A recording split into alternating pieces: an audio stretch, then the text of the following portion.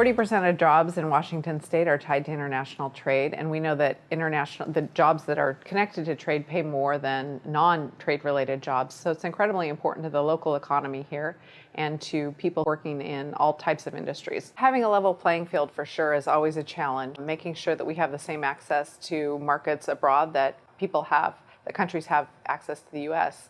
And of course, though, right now there's just a lot of uncertainty around international trade and what a potential trade war means. Agriculture is huge here, and of course, with the global steel and aluminum tariffs and the Section 301 tariffs and 232, all sorts of implications in terms of retaliatory actions that other countries might take in response to the trade tariffs that the Trump administration has administered and threatened to administer. So I think there's a couple of things. Obviously, direct impact of tariffs on Washington state businesses, be it agriculture, retail, technology, aerospace. But then there's sort of the indirect impact that we might see as well. Our businesses here and other parts of the country planning differently because they have a perceived challenge that they're going to have.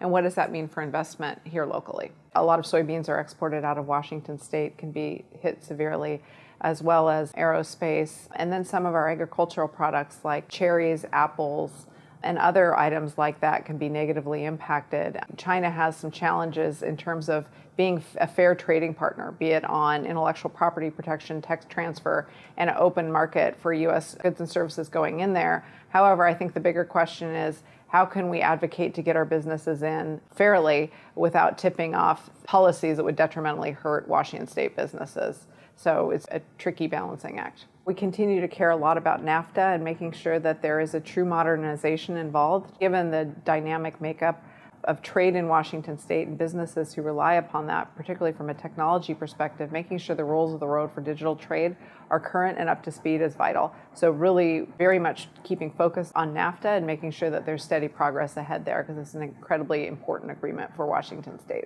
But also, just given the other conversations around the Chorus Agreement and our relationship with Korea, it's a really important time for Washington state businesses to be leaning in on trade and making sure that their voice isn't heard in all these important conversations going forward, and continuing to push to make sure that we're not left behind. I think there's a lot of planning going on behind the scenes. The Washington Council on International Trade is very engaged with the Washington state delegation and making sure that the delegation knows the direct impacts that Washington companies and agricultural interests could see as a result of this. So a lot of conversations and really trying to up the pressure to make sure everyone understands what trade means for Washington state.